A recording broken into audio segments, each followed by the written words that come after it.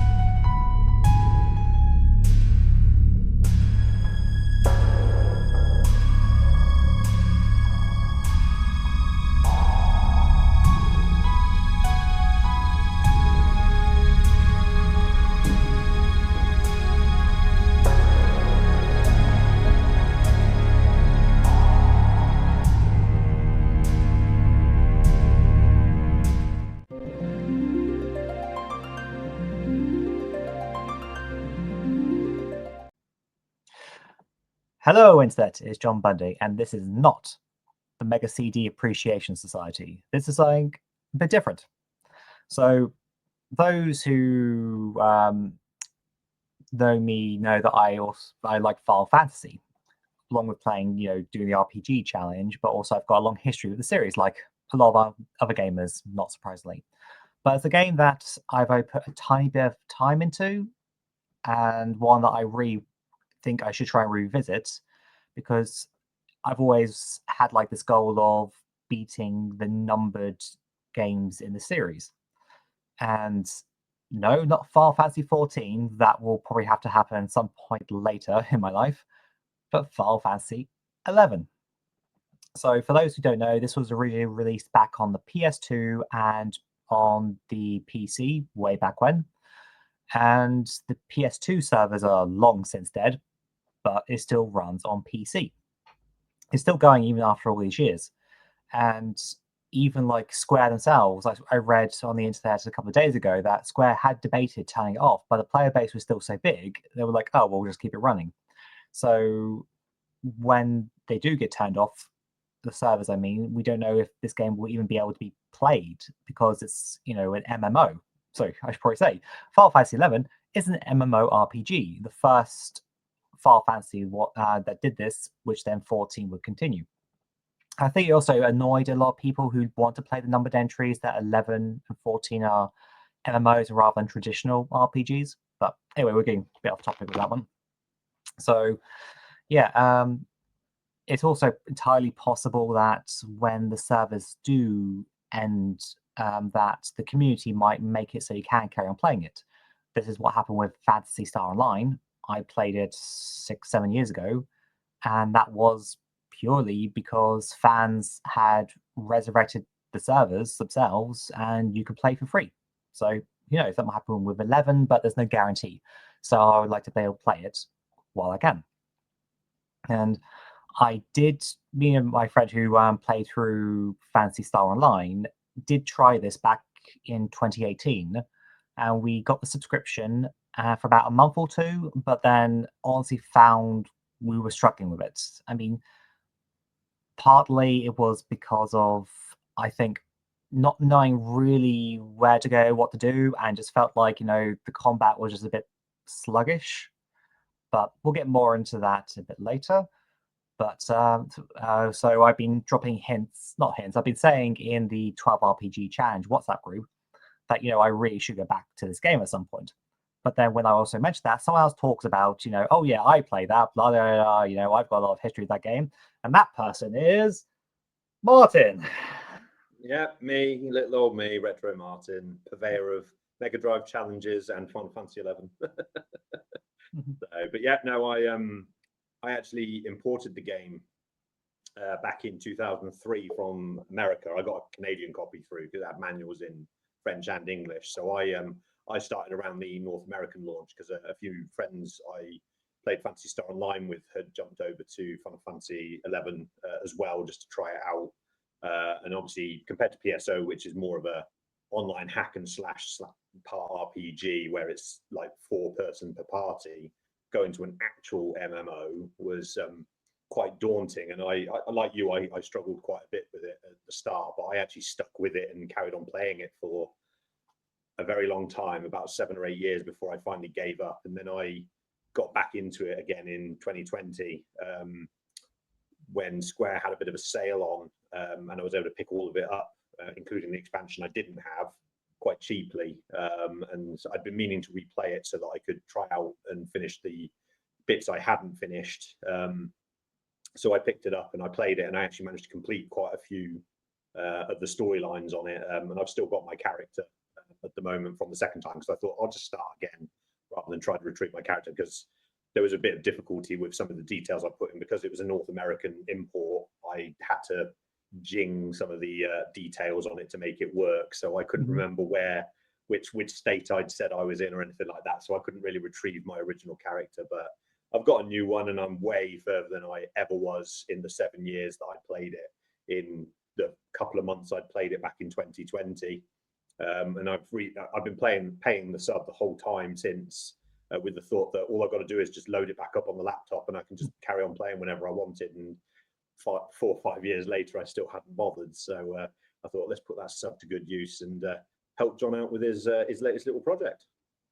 Well, hopefully I don't cancel after a month or two because of the same problems before, but we'll see. But yeah, I still can't believe you've been paying for the subscription all this time. I've obviously got more money than sent, clearly. I don't let my wife hear you say that. I don't know. Yeah, so like I said, I've always had a love for the Final Fantasy series, even though I didn't actually start until 10, quite surprisingly. I know, because I never had a NES or a SNES or a PS1. So I had a Game Boy. So for me, it was playing Final Fantasy Adventure and then playing Final Fantasy Legend 1, 2, and 3 Saga, the Saga series, technically. That was, for me, Final Fantasy. But then when in high school, a friend of mine with PS2 was like, oh, I've got Final Fantasy 10. And then I spent the next year going over to his house after school and playing through that. And then that was what led me down to playing all the other games at various points over the next decade and a half, I think. And I originally, because of hearing about 11 being an MMO, I was gonna be like, okay, it's 1 to 10, and that's it. I'll count myself done. So I started with 10 and finished with 6. Okay, but then I saw 13 and it went on offer on Steam for a $5 or something, and I was like, okay, I've been missing Final Fantasy. I'll jump back in. And then it's okay. I assume it's if you give up a drug or something, and it's just one more hit won't hurt, will it? It won't. It won't. And yeah, because then Final Fantasy. I can stop when I want. I can stop when I want. Exactly. Then it was the 2 sequels for 13 after that. When it's just But yeah, so when I did play, I actually have looked up what I was. I mean, okay, I say I looked up. Before we hit record, I reactivated my subscription because I thought on a website I'll be able to look at my character details. No, I would have to load up the game. So, but remembering, looking at the wikis and stuff, I was a Galkan warrior, which I don't know if that made much sense, but actually maybe this might be a good time to show the trailer for the game, because then maybe we might see that character then in it. So, okay, bear with me 1 second while I present. Okay, so we are going to share screen, blah, blah, blah, Final Fantasy, and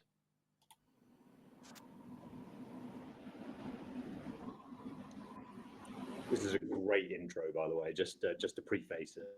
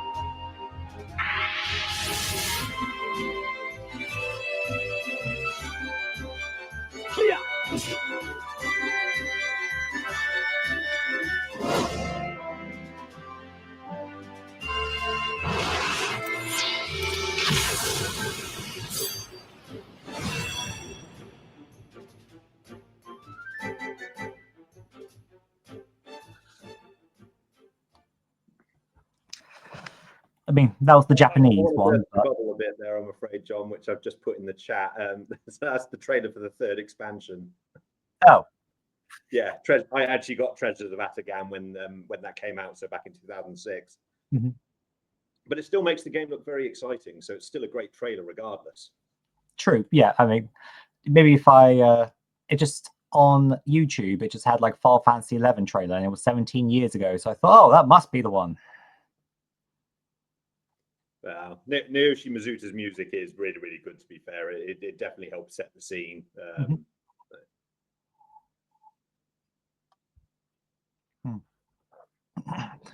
So it might be the wrong trailer, but I think probably it would still go across, you know, what the game like looks like, is about, and shows the graphics.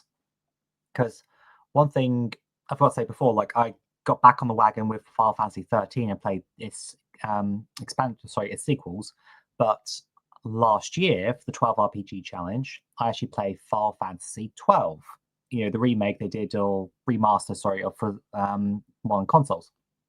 And they, correct me if I'm wrong, but they did 11 and 12 at the same time. So 12 was pretty much the offline version of 11, was the idea. Not story-wise, but like mechanics-wise. I mean, would you?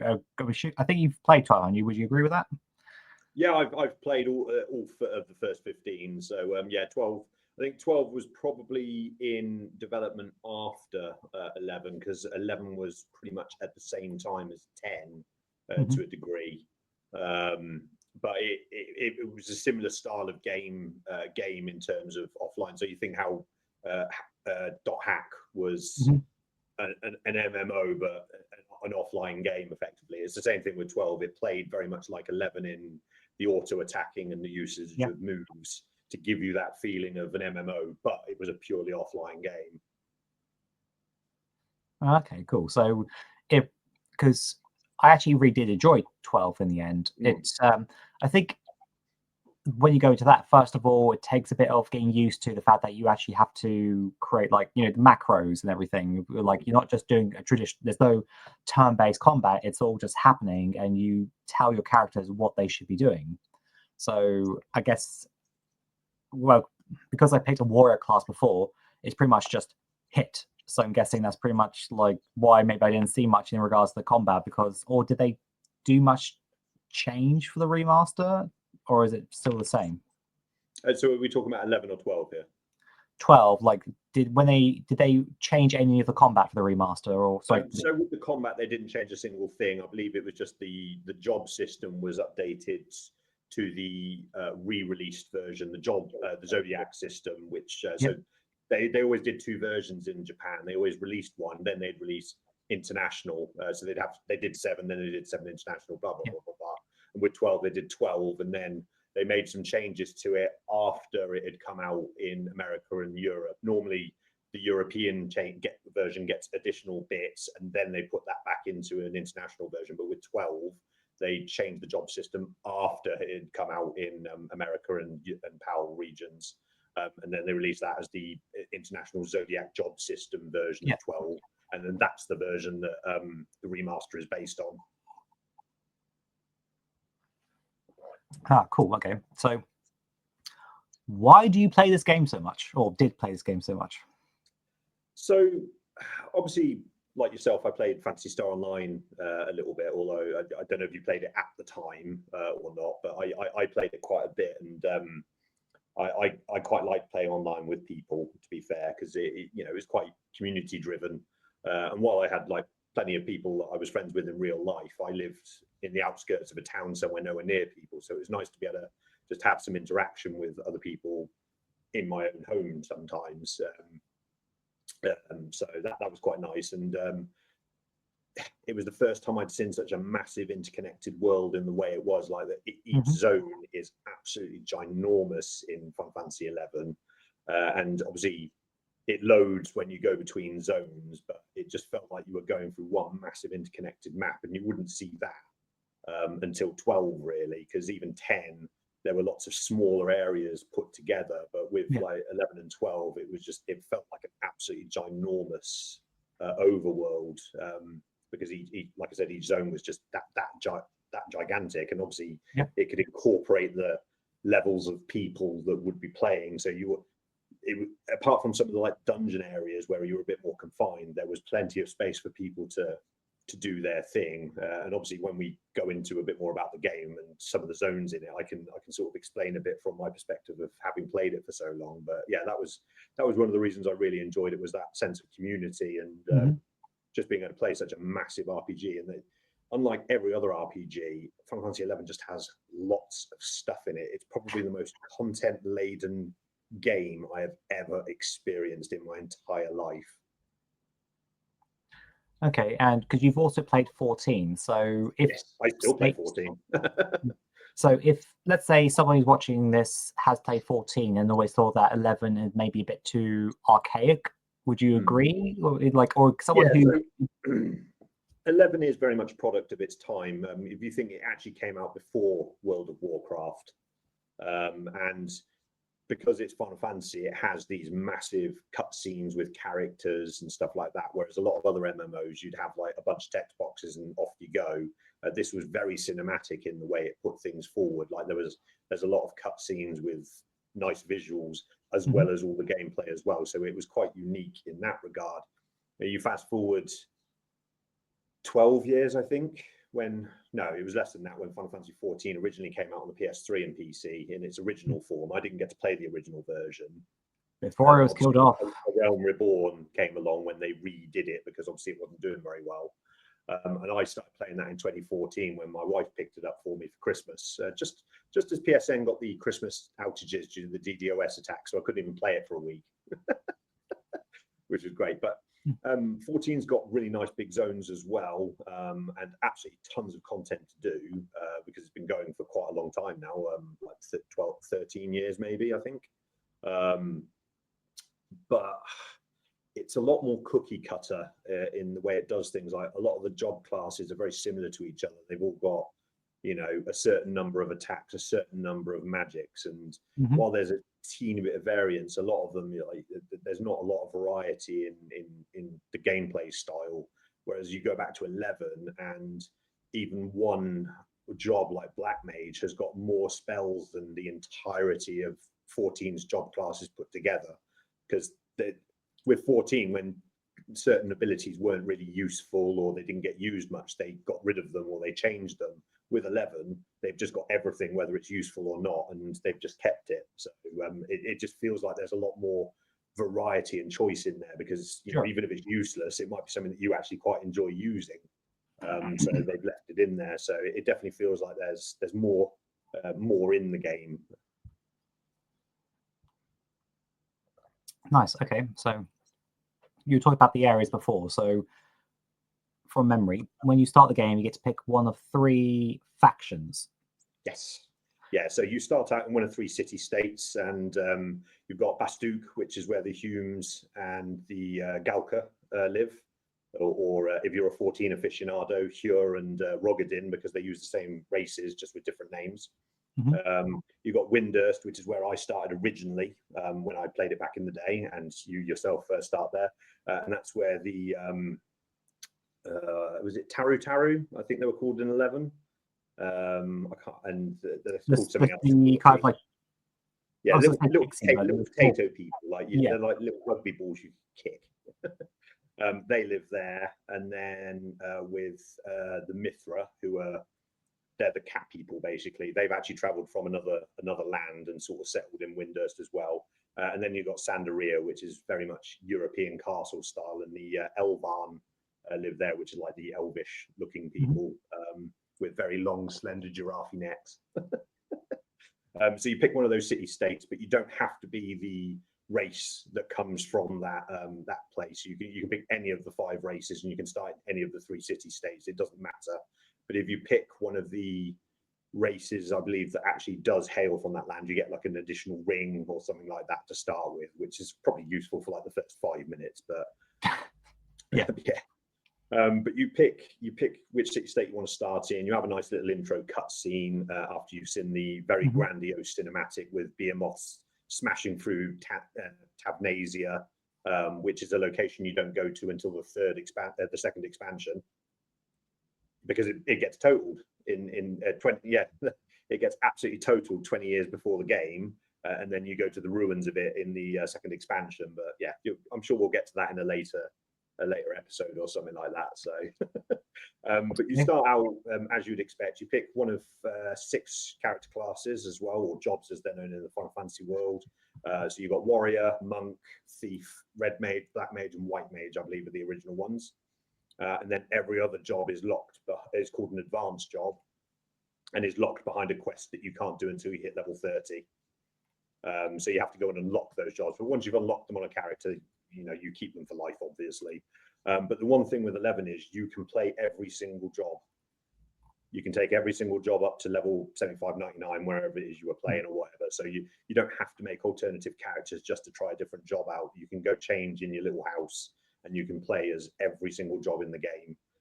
So you never have to worry about picking one that you don't really gel with, which, funnily enough, happened to me on 14. I started out as a gladiator and then a paladin, and I didn't like it. So I hit 50, and I just wasn't able to keep the enemies on me because everyone else was way ahead of me in terms of their gear.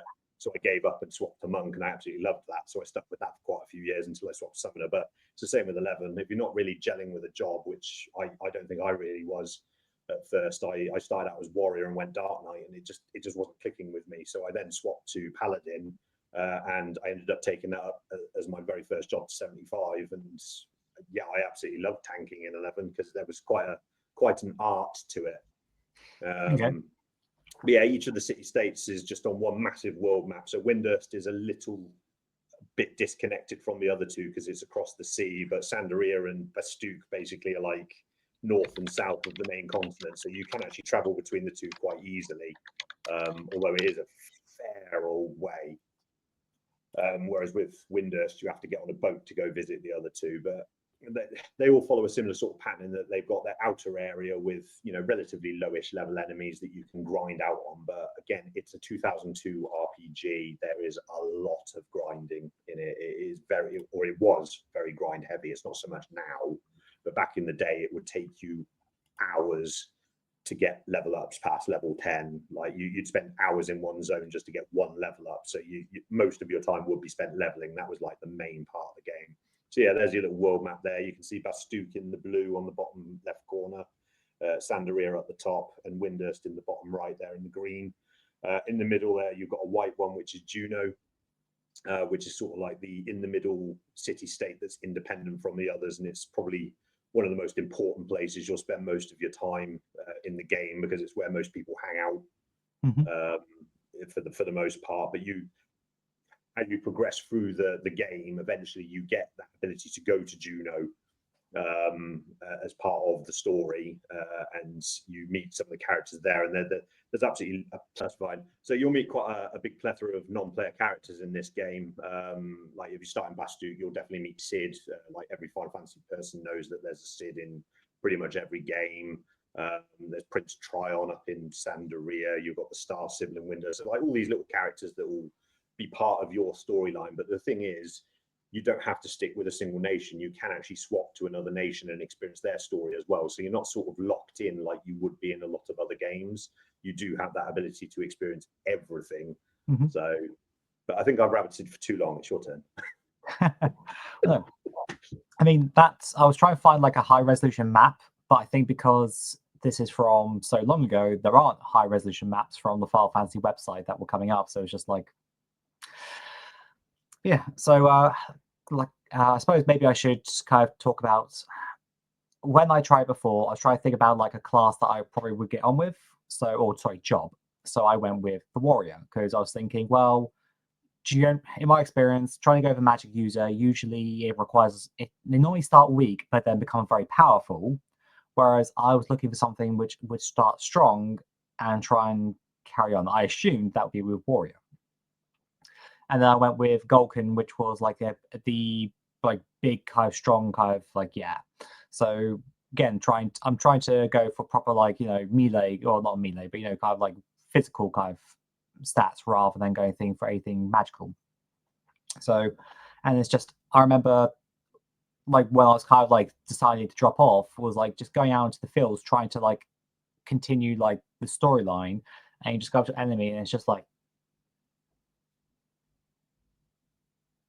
and then it's just like, okay, I'm not entirely certain what I'm meant to be doing right now. I was having to constantly go to like wikis or guides to like figure out what I was meant to do next. This game doesn't, in my experience, wasn't hand holding in any way. Like, so so that was also a struggle. Like I just wasn't having fun with it because like maybe it's something to be said for discovery, for like finding all this kind of stuff.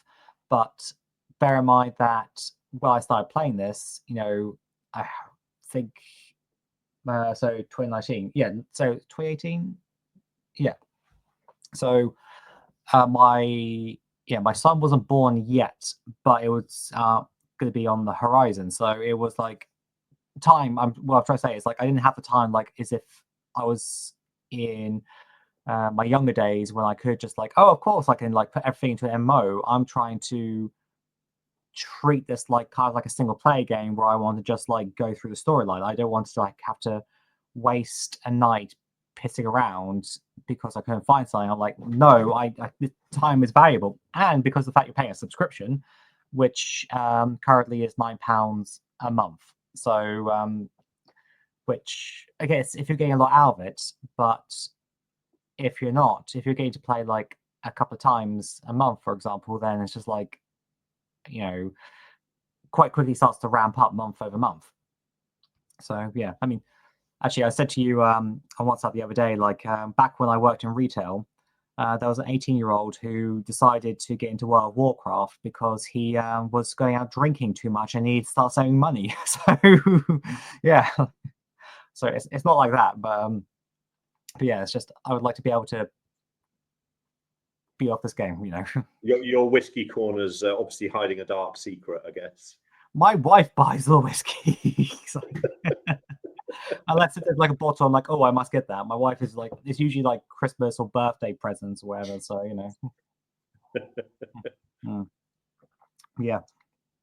So because you actually messaged me the other night saying that you just beaten the 3rd expansion's boss. So is the furthest you've got? Yeah, so I'd when I restarted it when I originally played it, the only bit I did manage to do was the I think it's the first 6 missions for the city-state I belonged to, which was Windhurst at the time, and that actually is the base game. So I did beat the Shadow Lord, which, by the way, has one of the best final boss musics you've ever heard. I actually do own pretty much all the Final Fantasy 11 soundtracks on CD because I was that obsessed back then.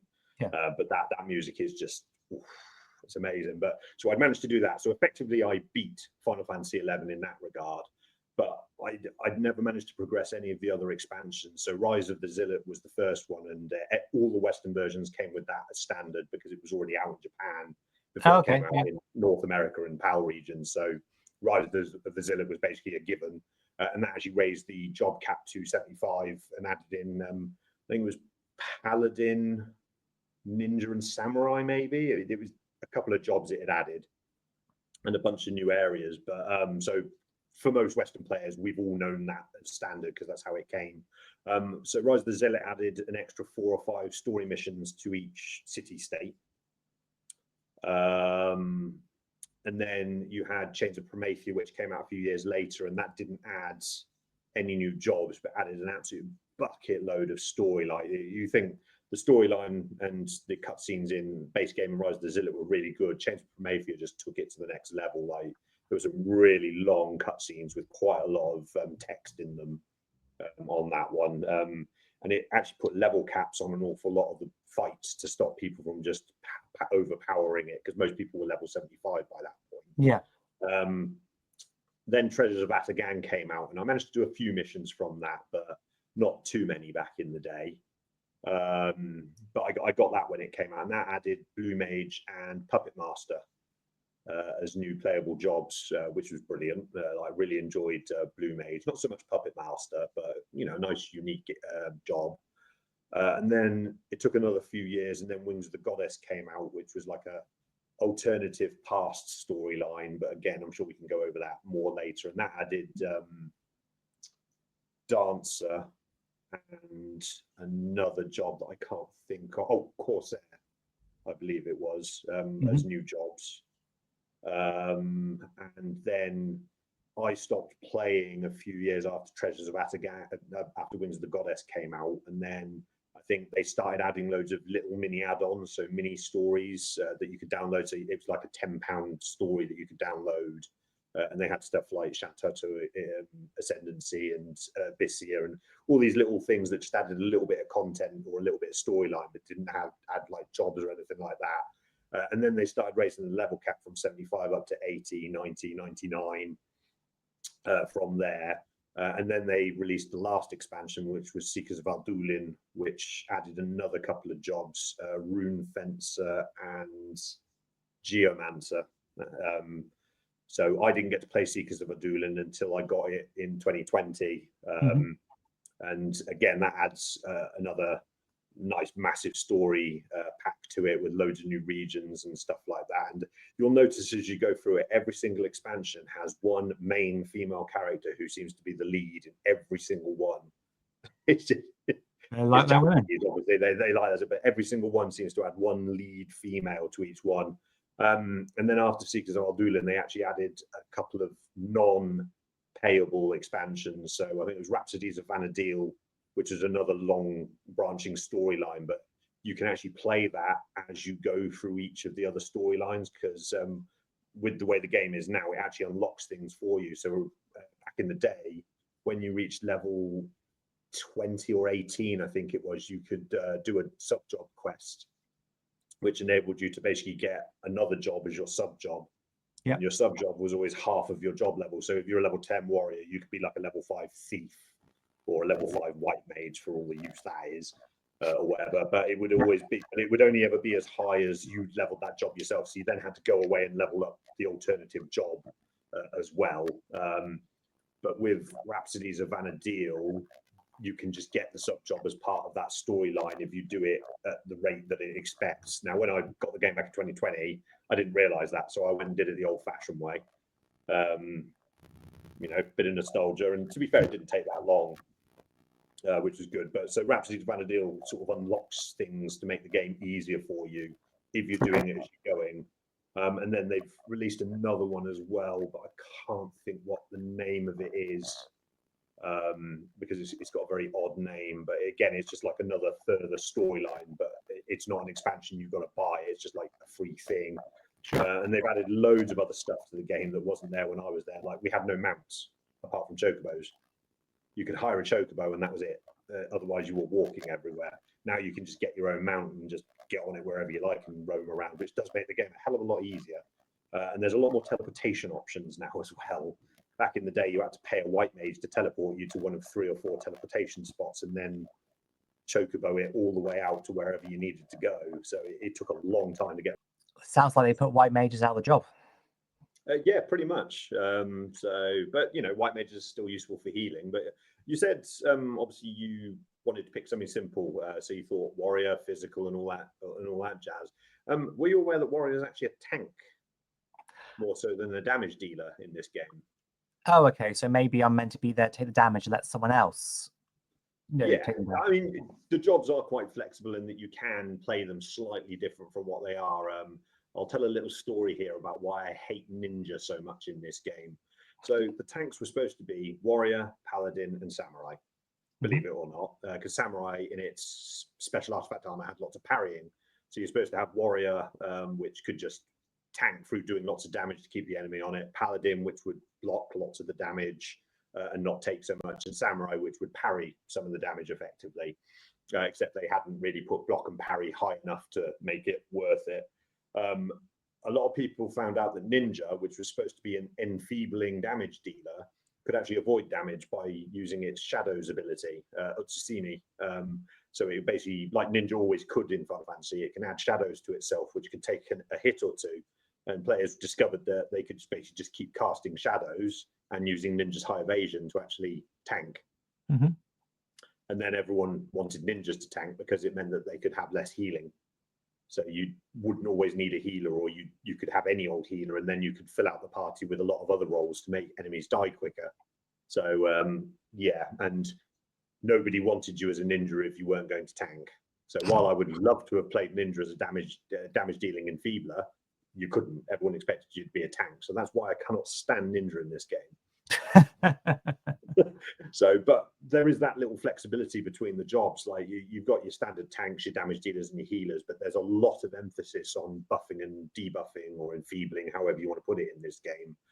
So a lot of parties really liked red mages and bards because they were very good at buffing the party and also weakening the enemy through various bits, and that was quite an important part of the game, depending on which enemies you were fighting. So you wouldn't just be tank healer and then a bunch of damage dealers. You'd want someone that could help soften them up and power you up as well. So there is that flexibility, as I've said, but it also means that you've got a lot of different jobs that you can try out. So while warrior may not have been your cup of tea, I mean, by level 5, you should have at least learned provoke, if I remember rightly, but that's not really very useful when you're playing solo at the start, because all it does is it just makes a monster think, puts you towards the top of the enmity table. Yeah. So it's great when you start partying at level 10 and you head off to Valcombe Dunes or wherever it is you end up going. But when you're on your own, yeah, the first few levels of warrior aren't really all that fun at all, to be perfectly honest with you. They're very boring. Maybe that's my problem then. Yeah, the other thing with Final Fantasy 11 is there are sort of preferred weapons for jobs. So warrior can equip pretty much anything, but its specialty lay in great axes, so the two-handed axes. Mm-hmm. So every job has different ratings for every weapon. So for its best weapon, it's usually an A+ or an A, which means it's better with that weapon, but it can also level up its weapon levels higher. And as you get the weapon levels higher, you earn more weapon skills. So I think when you hit weapon level 10, you learn your first weapon skill, and it goes all the way up into like the hundreds. So you can only obtain certain weapon skills with certain jobs that actually can get that high. Because, for example, Ranger would normally equip daggers, but daggers, it's only got like a C in, because obviously its main thing is its bows. So while it can use daggers, and you'd equip daggers anyway for their stats, it's not its main weapon. And so most people would go around with swords and shields or whatnot as warrior, but actually great axe was where its strength lay. It would level up faster, it would do more damage with it. It was just better in general. And it was the same with Dark Knight. Dark Knight can use scythes and great swords to the best effect out of any of the jobs, but its main weapon was actually a scythe, because it was an A+ in scythe, whereas it was only an A or an A- in great sword. So everyone wanted to all be Cloud or whatever, but it didn't quite work. Of course it did. So that was another thing to consider as well with the game, is if you want a certain weapon type, is there a job that works for you or whatnot? So, there's a lot in the game depth-wise that unless you sort of looked into it or researched it, you wouldn't know. I mean, I spent forever as a warrior using the wrong weapon because nobody knew. And I had a sub-job of Black Mage because I wanted to be like a Dark Knight or whatever, but that is obviously not the way to go.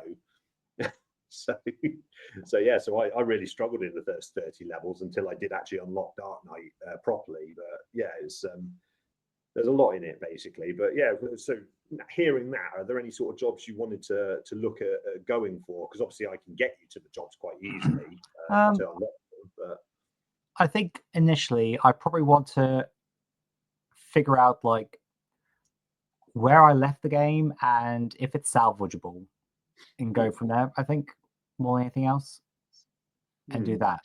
What do you normally play in other RPGs? Like, what's your sort of preferred go-to? Because I used to hate magic users back in the day. I was all about physical. Final Fantasy 7 actually ruined me on magic users, because you could do more damage with physical attacks and stuff like that than you could with magic. So I just completely swore off magic, and it's only the last like 10 years or so I've actually started playing magic users and had a lot of fun with them. Yeah. Okay. So, like for example, Fantasy Star Zero, which I just played. I played a humor, and like just like physical damage dealing, and otherwise, I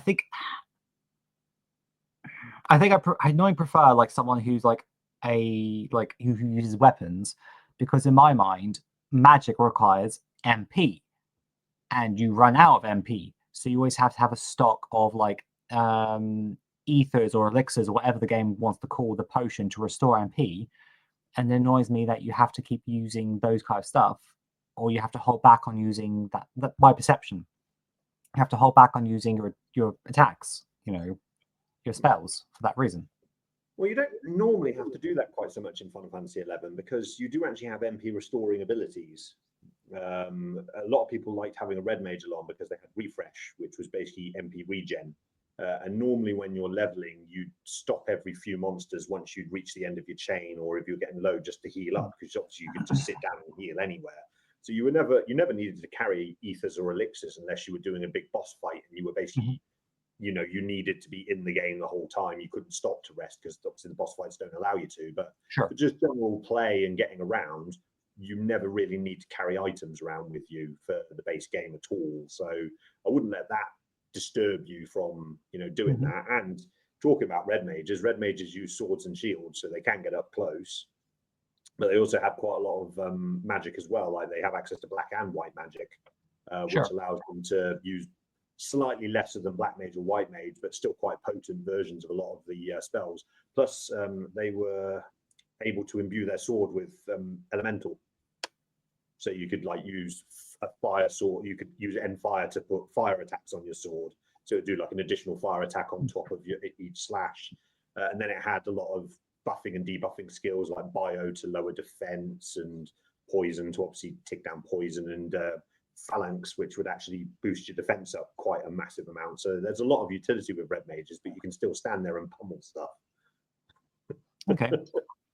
So, well, I think it's going to be a case of playing and seeing, I think. Yeah. Like the game, a path of discovery. Yes. Cool. I mean, unless there's anything else you wanted to kind of bring up, I think we kind of might have reached a good stopping point.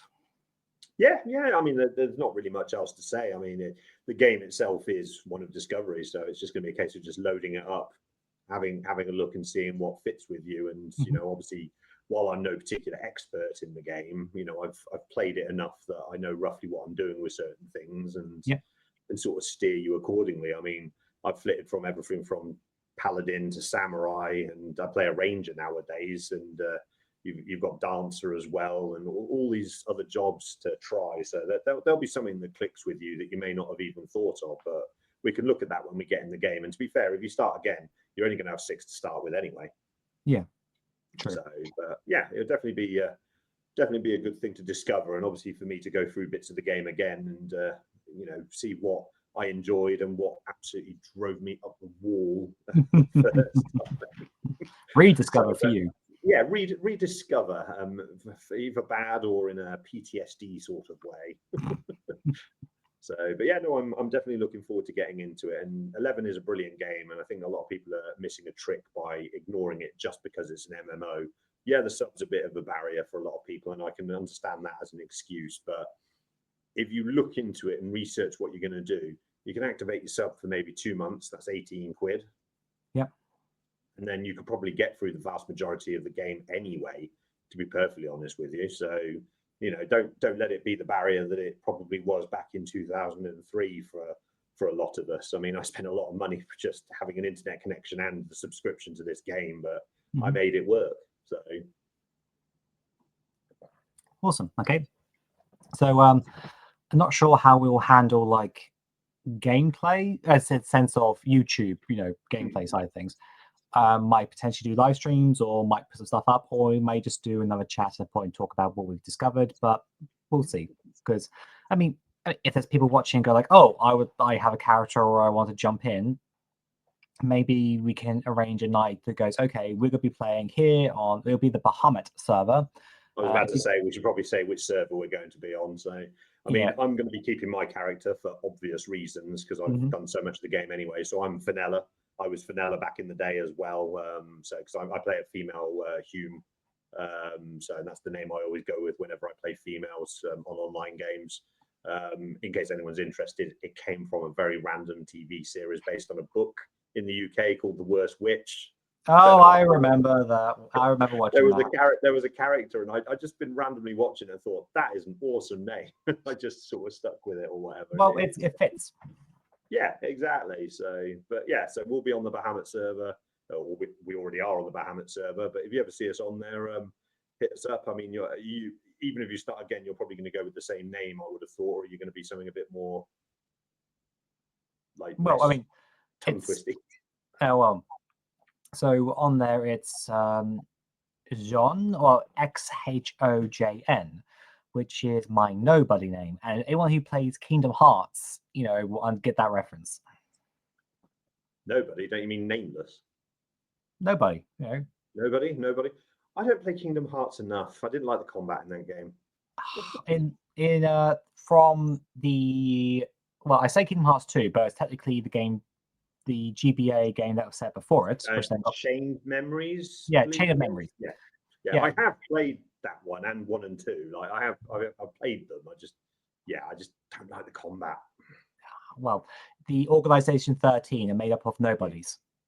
So, and they each have so it's the original person, but they add an X, jumble up the letters to make a new name. Yeah, like Roxas, Basora, and all that jazz.